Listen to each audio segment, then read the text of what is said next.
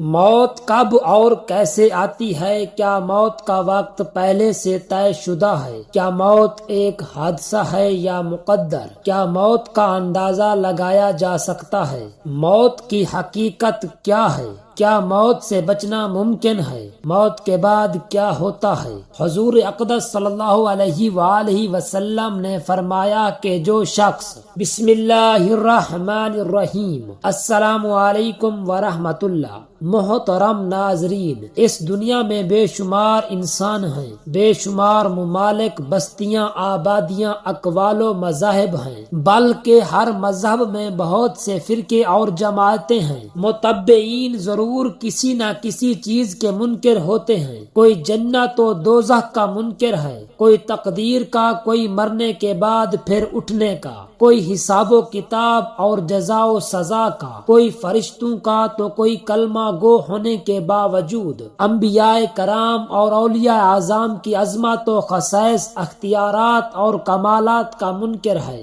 بلکہ خود خالق کائنات کے وجود کا انکار کرنے والی مخلوق بھی اس دھرتی پر پائی جاتی ہے۔ المختصر، کوئی ایسی چیز یا حقیقت نہیں پائی جاتی جس کا انکار کرنے والا نہ پایا جاتا ہو۔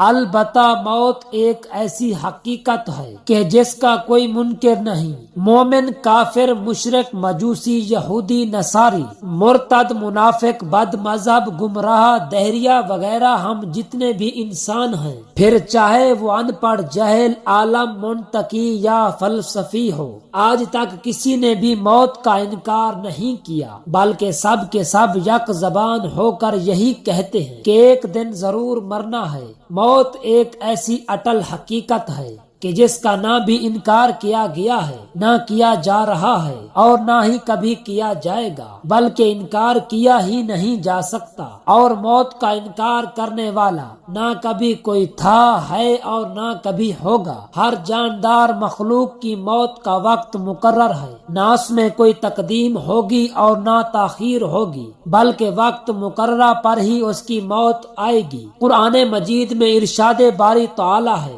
ترجمہ: اور ہر گروہ کا ایک وعدہ ہے، تو جب ان کا وعدہ آئے گا، ایک گھڑی نہ پیچھے ہو نہ آگے۔ اس آیت سے یہ ثابت ہوا کہ ہر جاندار کی اس دنیا میں زندہ رہنے کی میعاد پوری ہوتے ہی اس کو موت آ پکڑتی ہے۔ اس میں ایک گھڑی بھی جلتی نہیں ہوتی اور نہ ہی دیر ہوتی ہے۔ اس کا دانا پانی ختم ہوا اور وہ دنیا سے چل بسا۔ اس کی تقدیر میں جتنا وقت زندہ رہنا اور جتنا رزق لکھا تھا، وہ پورا ہوتے ہی اس کے جسم سے روح پرواز کر جاتی ہے۔ حضرت عبداللہ بن مسعود رضی اللہ تعالی عنہما سے روایت ہے کہ حضور اقدس صلی اللہ علیہ وآلہ وسلم نے ارشاد فرمایا، بے شک روح القدس نے میرے باطن میں وحی فرمائی کہ کوئی جاندار نہ مرے گا جب تک وہ اپنا رزق پورا نہ کر لے۔ ابن ابی الدنیا اور ابو الشیخ کی روایات میں ہے کہ ملک الموت حضرت اسرائیل علیہ السلام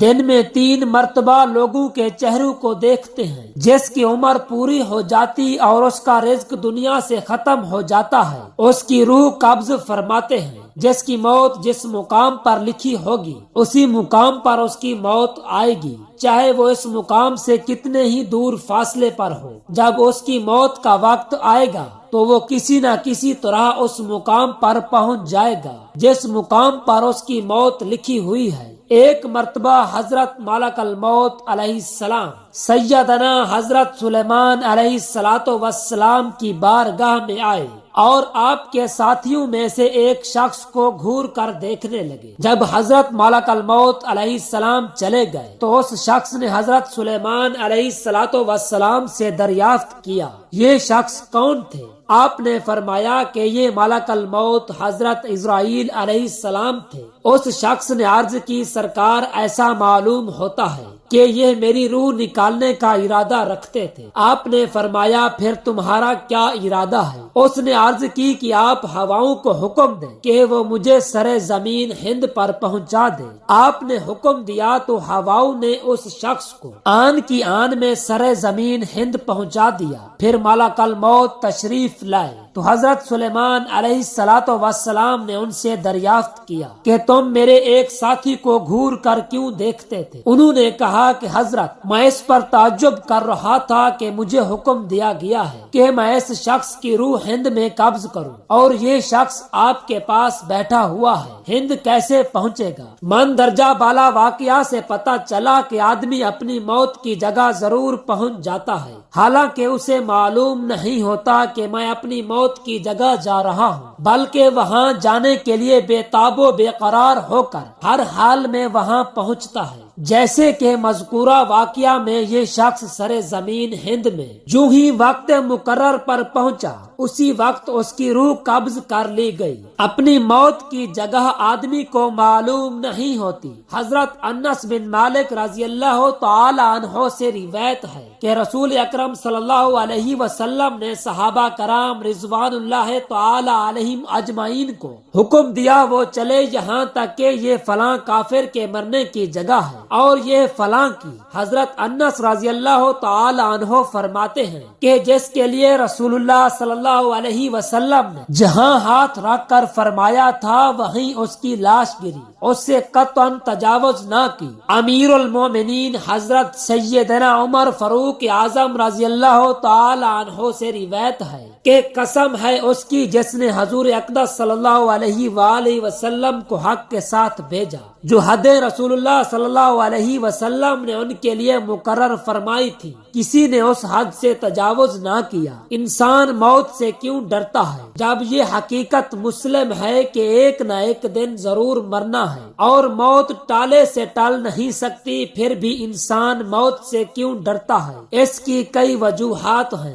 سب سے اہم وجہ یہ ہے کہ انسان دنیاوی لذتوں میں اتنا منہمک ہے کہ اسے دنیا کے عیش و عشرت میں زیادہ سے زیادہ لطف لینے کی خواہش رہتی ہے۔ عالی شان مکان ہے، کافی مال و دولت جمع ہے، آرام و آسائش سے زندگی بسر ہو رہی ہے، ہر قسم کی آسودگی ہے، ہر طرح کا چین میسر ہے، ان کو چھوڑ کر اور اپنے اہل عیال سے بچھڑ کر قبر کی اندھیری کوٹھڑی میں جانے کا جی نہیں چاہتا۔ قبر کی سختیاں اور عذاب کیسے جھیل سکوں گا؟ نہ کوئی مونس و مددگار ہوگا، کیا حال ہوگا؟ ان خیالات سے وہ ایسا بزدل بن جاتا ہے کہ لفظ موت سنتے ہی اس کے رونگٹے کھڑے ہو جاتے ہیں اور موت کا تصور ہی اس کے لیے وبال جان بن جاتا ہے۔ لیکن مومن کے لیے موت دنیا کی زندگی سے بہتر ہے۔ حضور اقدس صلی اللہ علیہ وسلم نے ارشاد فرمایا کہ موت مومن کا تحفہ ہے، موت مومن کا پھول ہے۔ حضرت احمد اور سعید بن منصور نے اپنی سنن میں صحیح سند سے محمود بن بسیہ سے روایت کی کہ حضور اقدس رحمت عالم صلی اللہ علیہ وسلم نے ارشاد فرمایا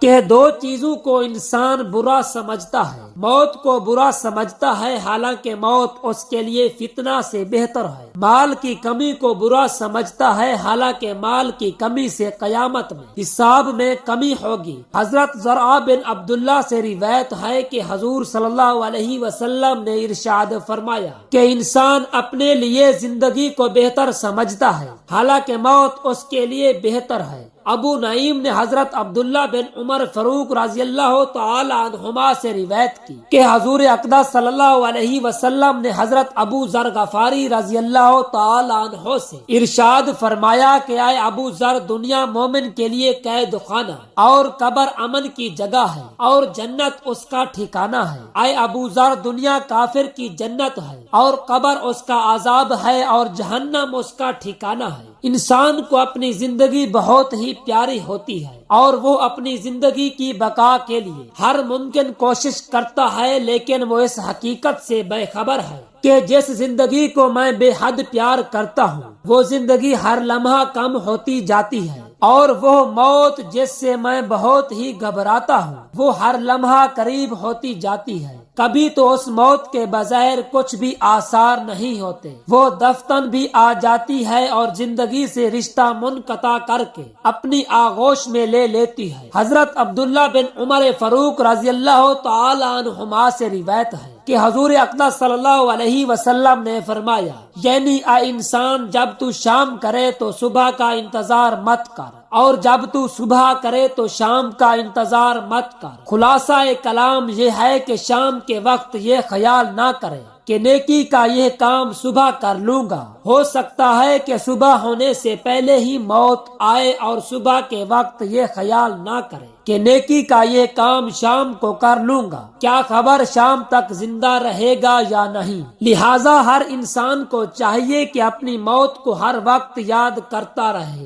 اور موت سے بالکل ہی نہ گھبرائے، بلکہ ایک سچے مسلمان کی شان یہ ہونی چاہیے کہ وہ ہر وقت موت کے لیے تیار رہے اور اپنی دنیاوی زندگی کو شریعت مطہرہ کی پابندی میں بسر کر کے آخرت کے سفر کا توشہ تیار کرتا رہے، بلکہ موت کو ایک دلہن کی طرح گلے لگانے کا حوصلہ رکھے، کیونکہ موت ایک ذریعہ ہے آخرت کی سفر کی ابتدا کا، اور اس کی پہلی منزل قبر ہے، اور قبر میں ایک نعمت عظمہ نصیب ہوگی، اور وہ نعمت ہے حضور اقدس نور مجسم رحمت عالم صلی اللہ علیہ وسلم کے دیدار کی سعادت حاصل ہوگی۔ عام طور سے لوگ موت کو زحمت سمجھ کر اس سے ڈرتے ہیں، لیکن حقیقت یہ ہے کہ موت مومن کے لیے زحمت نہیں بلکہ رحمت ہے۔ موت کے سبب سے مومن کے گناہ معاف ہو جاتے ہیں، بلکہ موت اس کے گناہوں کا کفارہ ہوتی ہے۔ دعا ہے کہ اللہ رب العزت ہمیں موت سے ڈرنے کی نہیں بلکہ موت سے پہلے موت کی تیاری کرنے کی طاقت اور توفیق عطا فرمائے۔ آمین ثم آمین۔